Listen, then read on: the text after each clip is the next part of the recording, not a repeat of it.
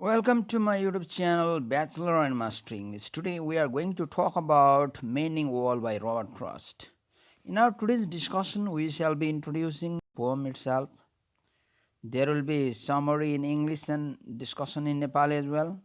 Critical analysis will be followed by summing ideas of the text. I'm sure all of you will accompany me till the end of this video. If you are new to my channel, please don't forget to subscribe. If you think this video is worth watching, don't forget to share among your friends and fellows. Okay, let's get started. Here is Robert Frost. And the key of Robert Frost Mending Walls discussion here. As a whole, the poem Mending Wall by Robert Frost calls for to destroy man-made walls and to build a better world where brotherhood and harmony are maintained in the places of conflicts and segregation. Here is introduction. This poem is Mending Wall. It is composed by Robert Lee Frost. It was published in 1480. The language used in the poem is simple, almost foxy. The genre here is poetry, and the mood that is curious and thoughtful. And when we see the form and structure, it has 45 lines of blank verse without stanza breaks. The theme of the poem is human relationship. There is distances and tension between men, and it talks about trying to build up, trying to bridge the gap between this distance and remove the tension so that the whole world could be one and this universal brotherhood could be the slogan of the modern world. As he thinks about the poem considers the contradictions in life and humanity, including the contradiction within each group, each person. As man makes boundaries and he breaks the boundaries. Man makes boundaries and he breaks boundaries. It is the man who had that capacity, who himself is the cause of boundaries and who himself is the agent of breaking the boundaries. So this is the man. Everything is man here. Everyone, everything that can be solved, that can be created or destroyed by the man himself. It also examines the role of boundaries in human society as mending. The wall serves both to separate and to join the two neighbors. Another contradiction. The summary. A stone wall separates the speaker's property from his neighbors. In spring, the two fellows meet to walk the wall and jointly make repairs. The speaker sees no reason for the wall to be kept. There are no cows which would encroach to spoil crops, just apple and pine trees. He does not believe in walls for the sake of walls. The neighbor resorts to an old saying, good fences make good neighbors. The speaker remains unconvinced and mischievously presses the neighbors to look beyond the old-fashioned folly of such reasoning. His neighbor is steadfast to cling on to the old values. The speaker envisions his neighbor as a holdover from a justifiably outmoded era, a living example of a dark age mentality. But the neighbor simply repeats the witty saying, adage, that good fences make good neighbors. We have the discussion of the poem in Nepali, पर्खालको मर्मत, Mending Wall. Robert ली फ्रस्टको यो एउटा चर्चित कविता हो। यो 9वटा 5 हरफे अनुच्छेदमा रचित यो गीति कविता हो, पर्खालको मर्मत। यस कविताका अनुसार प्रत्येक वर्षको वसन्त ऋतुमा दुई छिमेकीहरू ढुङ्गाले लगाएको तिनीहरू दुईजनाको सम्पत्ति छुट्याउने पर्खाल साँध भनौँ न मर्मत गर्न भनेर जोड्छन्। त्यहाँ कवितामा एउटा वक्ता छ र उसले आफ्नो एउटा छिमेकीलाई त्यो पर्खाल मर्मत गर्न जुन उनीहरू जोड्छन् प्रत्येक वर्ष, त्यो व्यर्थ प्रयास नगरौँ। आखिर पर्खाल लगाएर जोगाउनु पर्ने चिज पनि त केही छैन। न त्यहाँ गाई गोठ छ, न गाईले बाली खाएर सखा पार्ला भन्नु छ। अरू त के भन्नु? एउटा बारीमा फलेको स्याउ अर्काको बारीमा सल्लाहको रुख छ। स्याउले तन्किएर सल्लो पनि खाँदैन, न त सल्लाहले स्याउ नै खाला। यस्तो अवस्थामा किन पर्खाल मर्मत गर्ने झन्झट गरिराख्ने? वक्ताले यसो भन्दाखेरि उसको तर्क जायज नै देखिन्छ। तर उसको जुन छिमेकी छ ऊ त्यो कुरा मान्दैन, उसमा अलि फरक खालको सोच छ। उसले वक्ताले पर्खाल चाहिन्न भन्छ, उसले पर्खाल चाहिन्छ भन्छ। अब किन पर्खाल चाहिन्छ भन्ने र तर्क पनि छैन, उसँग त्यसको बलियो आधार पनि छैन। तर उसले के भन्छ भने उसका बुवाहरूले त्यही भन्थे, अब असल पर्खाल अथवा राम्रो तारबार भयो भने छिमेकी पनि असल हुन्छ, छिमेकीसँगको सम्बन्ध पनि असल हुन्छ, धेरै तनाव हुँदैन। तिनीहरूको बिचको चाहिँ सही सम्बन्ध र चाहिँ सही सम्बन्धलाई चाहिँ निरन्तरता दिन पर्खालको आवश्यकता पर्छ। खास पर्खालले के गर्छ त भन्ने पनि छैन। तर यो पुरातनवादी सोच बोकेको उसको छिमेकी, उसका बाबुले कहने गरेको हान राम्रो तारबारले छिमेकी असल बनाउँछ भन्ने दोहोऱ्याउँछ। वक्तालाई यो उसको छिमेकीले पर्खाल प्रत्येक वर्ष मर्मत गरिरहनु पर्ने कुरा मुनासिब कारण बताउन नसकेमा हाँसो लाग्छ र उसले यसलाई चाहिँ चिमट्छ र चाहिँ छिमेकीलाई सोध्छ, आखिर दुई छिमेकीको साथमा किन ढुङ्गाको पर्खाल चाहियो त? छिमेकीबाट चित्तबुद्ध जवाब नपाएपछि वक्ताले उसलाई पुरातन सोच बोक्ने एउटा अन्धकारमा रमाउने आधुनिक युगमा बाँचिरहेको व्यक्तिको रूपमा उसलाई चित्रण गर्छ। तथापि जतिसुकै भए पनि उसको छिमेकी असल छिमेकीपनाको लागि बलियो पर्खाल हुनुपर्छ भन्ने कुरा दोहोऱ्याउन छाड्दैन। पर्खालको मर्मत कविता परम्परावादी सोच बोक्नेहरूको लागि त्यो दृष्टिकोणलाई हाँक दिने आधुनिक गीति कविता हो। रबर्ट फ्रस्टको यो 1914 प्रकाशित यो कविता अधिकांश विश्वविद्यालय र महाविद्यालयमा समावेश भएको एउटा एकदम धेरै चर्चाको र धेरै पाठ, विद्यार्थीहरूलाई चाहिँ एउटा ज्ञानको पाठ, अब धेरै अब विभिन्न आयामका छलफल गर्नको लागि मानवीय सम्बन्ध, राष्ट्रहरूको सम्बन्ध, पार्टीको सम्बन्ध, त्यसपछि व्यक्ति बीचको सम्बन्ध, एउटै व्यक्तिको चाहिँ अब विभिन्न प्रवृत्तिको कुराहरू, सारा कुराहरू चाहिँ यसमा हामीले चाहिँ पाउँछौँ। आखिर यो के छ भन्दाखेरि मान्छेको विचार फरक हुन्छ। विचार फरक भयो भने एउटाले अर्कोको विचारसँग नमिलेपछि तिनीहरूको बिचमा पर्खाल लगाइदियो भने मानवले नै बनाउने पर्खाल, मानवले नै हटाउने पर्खाल। त्यो पर्खाल लगाएपछि सम्बन्ध कसैले अर्काको अतिक्रमण गर्दैन, अतिक्रमण नगरेपछि सम्बन्धमा दरार पैदा हुँदैन, दरार पैदा नभएपछि सम्बन्ध सुमधुर हुन्छ।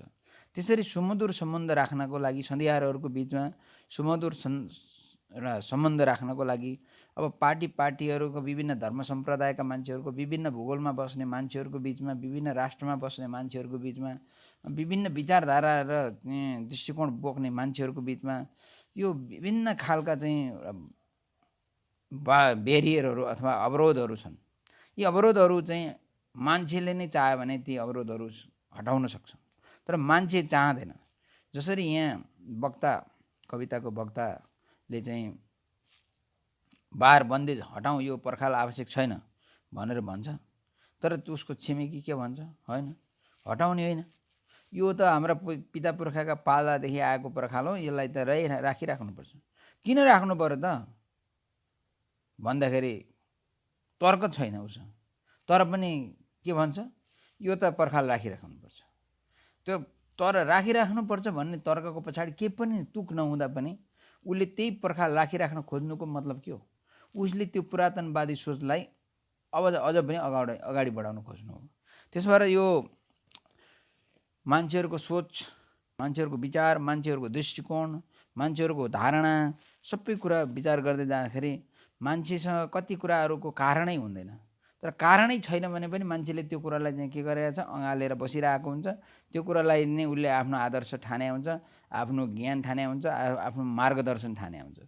त्यसो भएर यो अब दुई सन्धिहारको बिचमा जुन ढुङ्गाको पर्खालले छुट्याएको एउटा चाहिँ संरचना छ, दुवैजना चाहिँ त्यहाँ फरक विचारका अथवा फरक धारणा भएका फरक चाहिँ एउटा सोच बोकेका मान्छेहरू छन्। माथि डाँडामा उनीहरूको घर छ, अनि त्यो पर्खाल हिँड्दै आउँछन्। वास्तवमा त्यो पर्खालमा कि त्यहाँ मुसाहरू अथवा ती चाहिँ एउटा खरायोको शिकार गर्न चाहिँ प्रयोग हुने कुकुरहरू र तिनीहरूले भत्काएको र अब त्यहाँ चाहिँ विभिन्न जनावरहरू हिँड्दाखेरि भत्केका हुनसक्छ। त्यो भत्काएको पर्खाललाई चाहिँ उनीहरूले मिलेर बनाउने हो, तर पर्खाल बनाउनको आवश्यक छँदै छैन। एकातिर सल्लाहका रुख छन्, एउटा सन्धियारको बारीमा, अर्को सन्धियारकोमा चाहिँ स्याउको रुख छन्। न स्याउले गएर सल्लो खाला भन्नु, सल्लो सखा पार्ला भन्नु, न सल्लाहले आएर स्याउ सखा पार्ला भन्नु। दुवैको आफ्नो आफ्नो त्यहाँ चाहिँ उसमा छ, बेग्लै बेग्लै चिज छन्। अनि किन राख्नु पर्यो त यहाँ चाहिँ पर्खाल भन्दाखेरि? होइन, राख्नु पर्यो, हजुरबाबुले राख्ने गरेको, त्यो भएर मैले पनि राख्नु पर्यो भन्छ। अब गाईबस्तु पनि नरहेको, रुखहरू मात्रै भएको अवस्थामा पनि पर्खाल कायम राखिराख्ने जुन एउटा वक्ताले उसको छिमेकी भन्दा त्यहाँ एउटा शक्ति छ, त्यो पर्खाल नहोस् भन्ने चाहन्छ। तर त्यहाँ फेरि अर्को शक्ति के छ, त्यो पर्खाल रहिराखोस् भन्ने चाहन्छ। छिमेकीले पनि त्यही सोचोस् भन्ने उसको चाहना छ, त्यहाँ पर्खाल नहोस् भन्ने। परन्तु उसको छिमेकीले आफ्नो परम्परावादी सोच त्याग्न चाहन्न। उही पुरानो राम्रो तारबारको कथन दोहोऱ्याउँछ। पर्खालले दुईजनाको बिचमा दुश्मनी सिर्जना गरेको त छैन, परन्तु पर्खाल कायमै छ। पर्खाल भत्काउनु र नभत्काउनुमा भन्दा पर्खाल हुनुमा उनीहरूले चाहिँ त्यो छिमेकीले त्यसलाई राम्रो अलि सुविधाजनक ठानेको छ। हुन त पर्खाल हुनुको निरन्तरता भए पनि त्यसपछि कुनै कारण होइन। रबर्ट फ्रस्टको पर्खालको मर्म शीर्षकको कविताले मानव सम्बन्धहरूको प्रकृतिको अन्वेषण गर्ने प्रयास गरेको छ। वक्ताले पर्खाल चाहने र पर्खाल नचाहने दुई प्रकारका मान्छेहरू भएको तर्क सङ्केत गरेका छन्, त्यो सुझाव गरेका छन्। अब मान्छेहरूको फरक फरक विचार हुन्छ, त्यही भएर एउटाले पर्खाल हुनुपर्छ भन्छ, अर्काले पर्खाल हुनु पर्दैन भन्छ। अनि एउटाले पर्खाल हुनुमा भोलिको चाहिँ भविष्य सम्बन्ध राम्रो छ भन्ने ठान्छ, अर्काले पर्खाल नभएकोमा सम्बन्ध ठान्छ।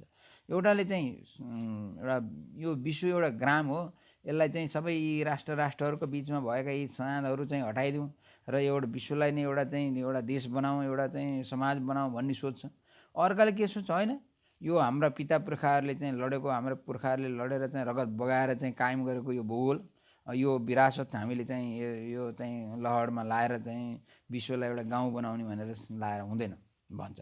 यो अहिले चाहिँ विश्वलाई एउटै गाउँ बनाउन ठान्ने मान्छेहरू र विश्वलाई चाहिँ फेरि यो होइन यहाँका देशहरूको आफ्नो आफ्नो अस्तित्व हुनुपर्छ, यिनीहरूको राष्ट्रको आफ्नो अस्तित्व हुनुपर्छ, यिनीहरूको भाषा संस्कृति सम्प्रदाय यहाँको संस्कृतिले एउटा सबै चिजहरूलाई चाहिँ उसले संरक्षण गर्नको लागि उसको आफ्नो देशको अस्तित्व रहनुपर्छ भन्छ।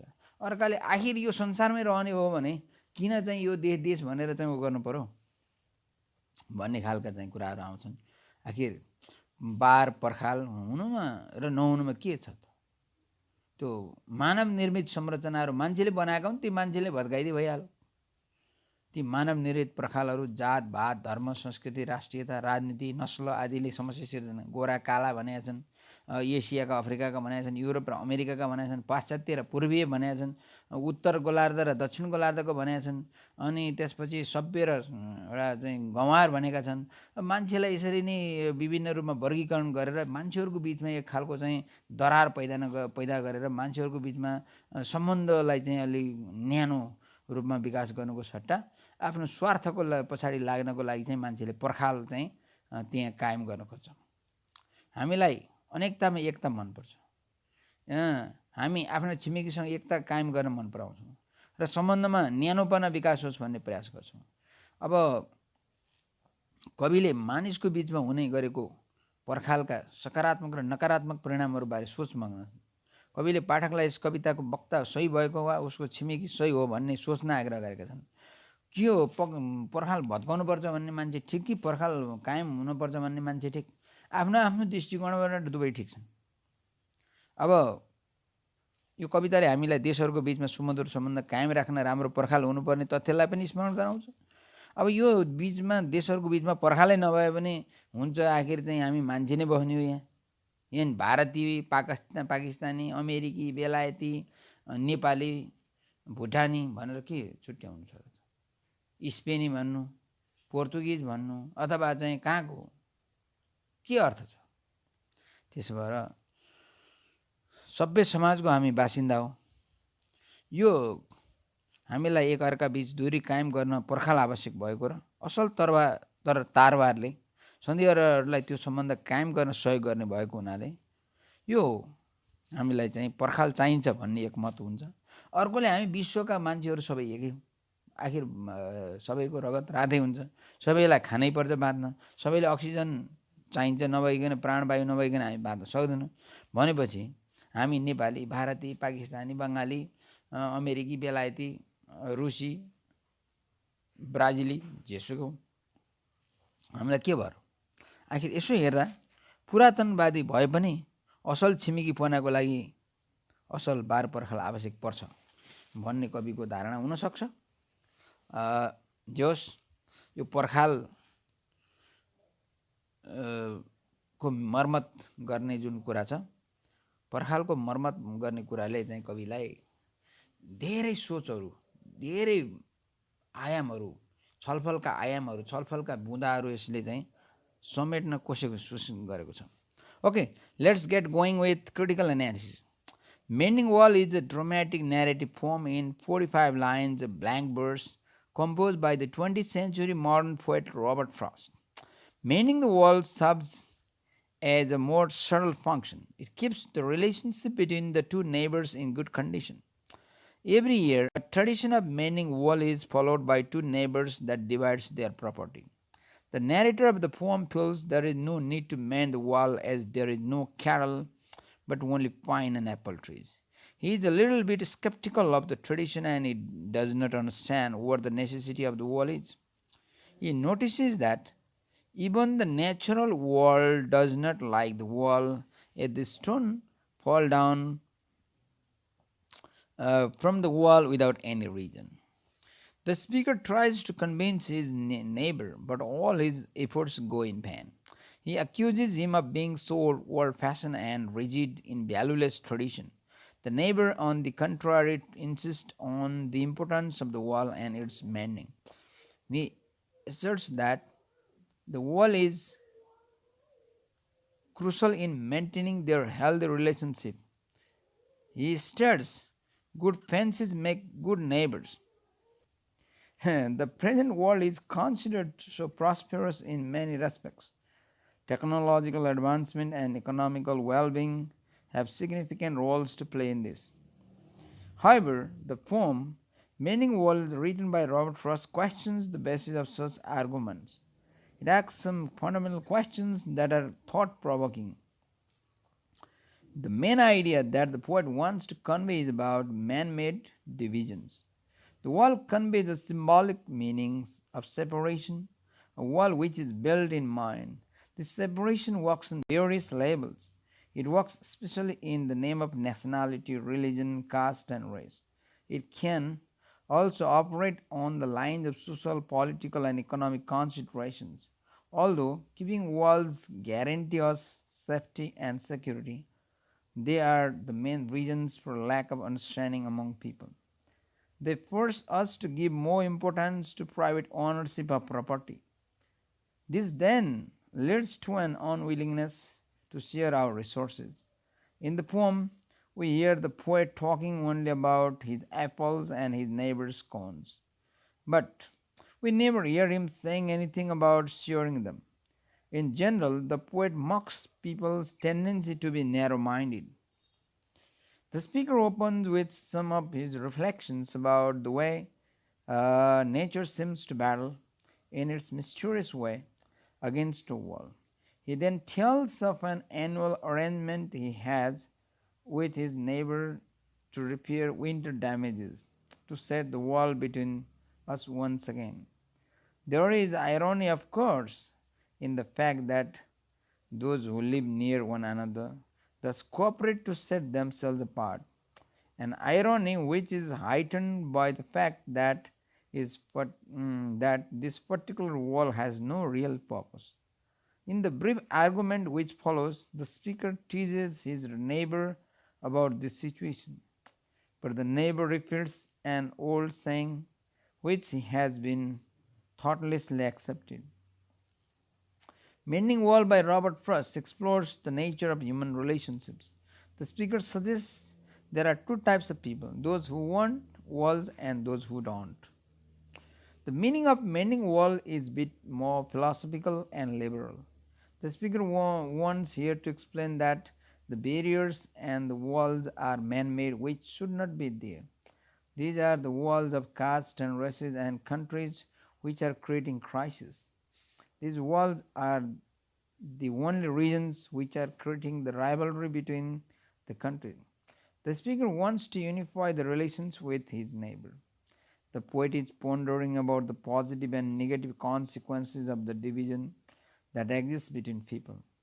Like the neighbor hiding behind his father's words, the speaker was scared to continue arguing as he knew there was no mutuality of their thinking. The final image is one of continuity. They will continue building the wall and stay separate as a spring ritual. Okay, that's the analysis, critical analysis of the poem. Now it's time to sum up. Mending Wall by Robert Frost is a lyric about two neighbors coming together each spring to mend the stone wall that separates their farms. In they start mending the wall, the speaker asks his neighbor why they need a wall, but his neighbor refers the adage, good fences make good neighbors. The poem deals with the distance and tensions between men and considers the contradiction in life and humanity. It also examines the role of boundaries in human society. Mending the wall serves both to separate and to join the two neighbors and the contradiction. The poem explores the fact that a respectful distance between neighbors is the recipe for harmonious relationship. The wall is a symbol of dispute, the different philosophies of neighbors which could not come together. The activity of mending the wall is keeping the relationship stable and peaceful. Okay, that's all with the discussion of the poem Mending Wall by Robert Frost.